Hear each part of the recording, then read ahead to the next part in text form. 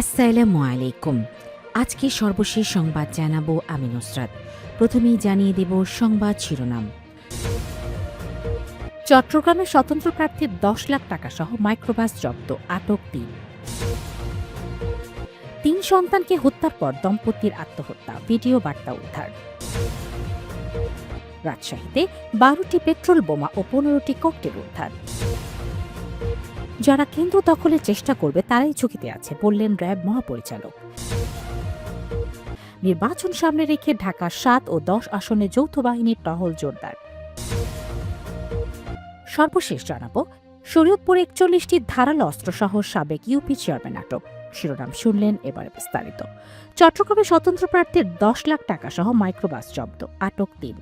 চট্টগ্রামের চন্দনাইশে নগদ ১০,৪৯,০০০ টাকা এবং রিকুইজিশন করা একটি নোয়া মাইক্রোবাস সহ ৩ জনকে আটক করেছে সেনাবাহিনী। মঙ্গলবার ১০ ফেব্রুয়ারি দিবাগত রাত ১২টার দিকে উপজেলার আব্দুল বাড়িহাট এলাকায় এই অভিযান পরিচালনা করা হয়। আহত ব্যক্তিদের মধ্যে মাইক্রোবাসের চালকও রয়েছেন। পরে তাদের চন্দনাইশ থানায় সোপর্দ করা হয়েছে। চন্দনাইশ থানার ভারপ্রাপ্ত কর্মকর্তা ওসি মোহাম্মদ ইলিয়াস খান জানান, রাত ১২টার দিকে সেনাবাহিনীর নগদ ১০,৪৯,০০০ টাকা সহ ৩ জনকে আটক করে থানায় হস্তান্তর করে। প্রাথমিকভাবে জানা গেছে, জব্দ করা টাকাগুলো ফুটবল প্রতীকের স্বতন্ত্র প্রার্থী অ্যাডভোকেট মিজানুল হক চৌধুরী। ওসি বলেন, এই বিষয়ে সংশ্লিষ্ট প্রার্থী ব্যাখ্যা দিয়েছেন, তবে নির্বাচনী ট্রাইব্যুনাল যে সিদ্ধান্ত দেবেন সে অনুযায়ী আইনানুগ ব্যবস্থা নেওয়া হবে। এই বিষয়ে বক্তব্য জানতে চাইলে ফুটবল প্রতীকের স্বতন্ত্র প্রার্থী অ্যাডভোকেট মিজানুল হক চৌধুরীর মোবাইল ফোনে একাধিকবার যোগাযোগের চেষ্টা করা হলেও তিনি সাড়া দেননি। ৩ সন্তানকে হত্যার পর দম্পতির আত্মহত্যা, ভিডিও বার্তা উদ্ধার। ভারতের উত্তরপ্রদেশের মথুরা জেলার থাপ্পারপুর গ্রামের একই পরিবারের ৫ সদস্যকে মৃত অবস্থায় উদ্ধার করেছে রাজ্য পুলিশ। মৃতদের মধ্যে ৩ জনই শিশু। তাদের ঘর থেকে একটি রেকর্ড করা ভিডিও বার্তা এবং ঘরের দেয়াল আগে থেকে একটি লিখে রাখা বার্তা পাওয়া গেছে। মঙ্গলবার ১০ ফেব্রুয়ারি তাদের মরদেহ উদ্ধার করা হয়। খবর এনডিটিভি ও হিন্দুস্তান টাইমসের। মৃতরা হলেন মনীষ কুমার ৩৫, তার স্ত্রী সীমা বয়স প্রায় ৩২ এবং তাদের ৩ সন্তান হানি, প্রিয়াংশী ও প্রতীক। মৃতদেহগুলো দেখে শুরুতে ধারণা করা হয়েছিল পরিবারটি হয়তো সোমবার রাতে দুধের সাথে বিষ মিশিয়ে পান করে আত্মহত্যা করেছে। মৃতদেহগুলোর পাশে গ্লাসে দুধ পড়েছিল। যদিও পরে ময়নাতদন্তের প্রতিবেদনে মৃত্যুর ভিন্ন ভিন্ন কারণ বেরিয়ে আসে। ময়নাতদন্তের প্রতিবেদন অনুযায়ী মনীষ বিদ্যুতায়িত হয়ে মারা গেছেন। তার স্ত্রী ফাঁসিতে ঝুলে এবং ৩ শিশুকে শ্বাসরোধ করে হত্যা করা হয়েছে। মনীষ কুমারও ঘরের দেয়ালে আগে থেকে একটি লিখে রাখা বার্তা। ছবি এনডিটিভি। সকাল হওয়ার পরেও বাড়ি থেকে কেউ বের হচ্ছে না দেখে মনীষের প্রতিবেশীরা উদ্বিগ্ন হয়ে ওঠে। পরে তারা বাড়ির একটি দরজা ভেঙে ভেতরে ঢুকে মৃতদেহ পড়ে থাকতে দেখে পুলিশকে খবর দেন। পুলিশ আসার আগে মনীষের ভাই একটি জানালা দিয়ে বাড়ির ভেতর উকি দিয়েছিলেন। তিনি ভেতরে কাউকে নড়াচড়া করতে না দেখে একটি দেয়াল ভেঙে ভেতরে প্রবেশ করেন এবং পুরো পরিবারকে পড়ে থাকতে দেখেন। মথুরার senior superintendent of police SSP Shlok Kumar জানান, তাদের বাড়ির একটি কক্ষের ভিতর মৃত অবস্থায় পাওয়া গেছে তাদের। তবে আত্মহত্যার চিরকুট ও ভিডিওতে কি লেখা আছে সে বিষয়ে তাৎক্ষণিকভাবে কোনো তথ্য জানানো হয়নি। রাজশাহীতে ১২টি পেট্রোল বোমা ও ১৫টি ককটেল উদ্ধার।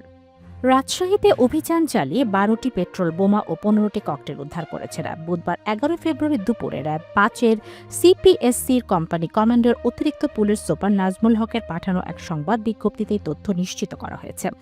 বিজ্ঞপ্তিতে র্যাব জানায়, গোপন সংবাদের ভিত্তিতে মঙ্গলবার দিবাগত রাত ১১:৩০টার দিকে নগরীর চন্দ্রিমা থানার ছোটবন গ্রাম এলাকায় অভিযান পরিচালনা করে এসব উদ্ধার করা হয়। উদ্ধারকৃত পেট্রোল বোমা ও ককটেলগুলো চন্দ্রিমা থানায় হস্তান্তর করা হয়েছে।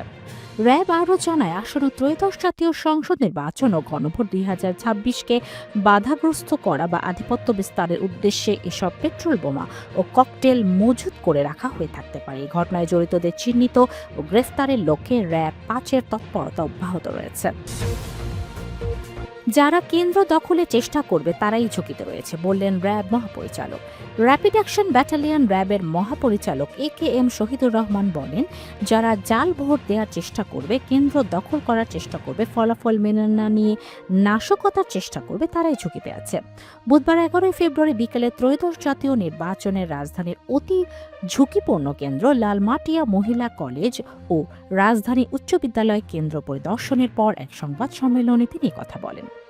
কেন্দ্র পরিদর্শনের সময় তিনি দায়িত্বরতদের নির্ভয় দায়িত্ব পালনের আহ্বান জানান। র্যাব মহাপরিচালক বলেন, আমরা সম্মিলিতভাবে কাজ করছি।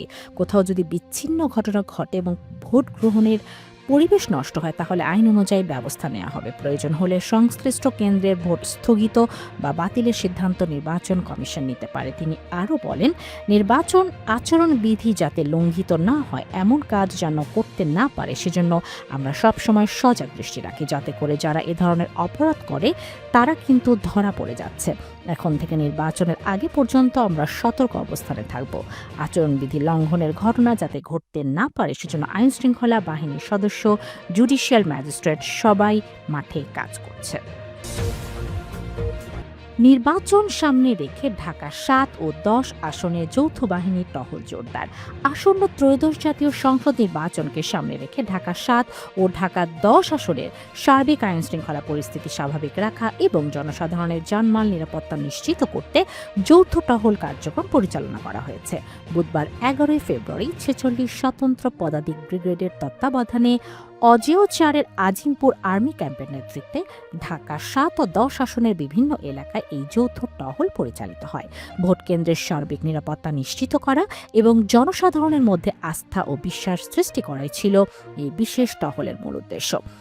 উক্ত কার্যক্রমের আওতায় ঢাকা ৭ ও ঢাকা ১০ আসনের ৫৫ নম্বর ওয়ার্ডের অন্তর্ভুক্ত মোট ১৩৯টি ভোট কেন্দ্র সরজমিনে পরিদর্শন করা হয়। এ সময় সম্ভাব্য হুমকি পর্যালোচনা, সার্বিক পর্যবেক্ষণ এবং করণীয় নির্ধারণের লক্ষ্যে বিভিন্ন মহড়া পরিচালনা করা হয়। মহড়ায় বাংলাদেশ সেনাবাহিনীর পাশাপাশি পুলিশ, র্যাব, বিজিপি ও আনসার বাহিনীর সদস্যরা অংশগ্রহণ করেন।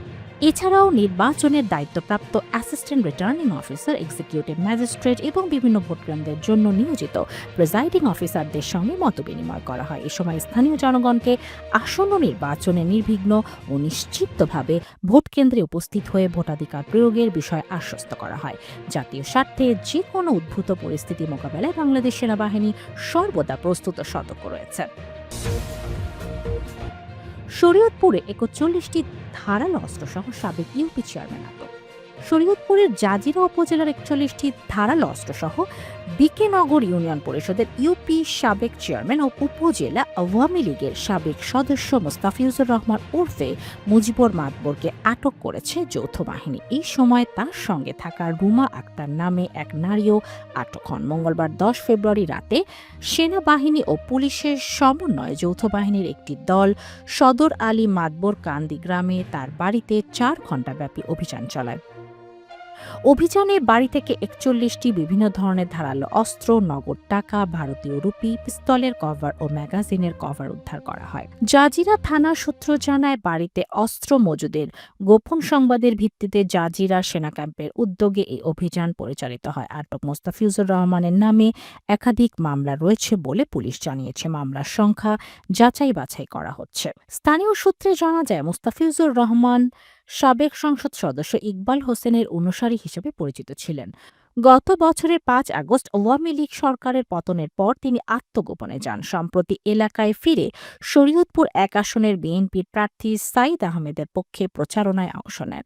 জাজিরা থানার ভারপ্রাপ্ত কর্মকর্তা ওসি সালেহ আহমেদ বলেন, অস্ত্র উদ্ধারের ঘটনার মামলায় প্রক্রিয়াধীন রয়েছে এবং বিষয়টি তদন্ত করে প্রয়োজনীয় আইনগত ব্যবস্থা নেওয়া হবে।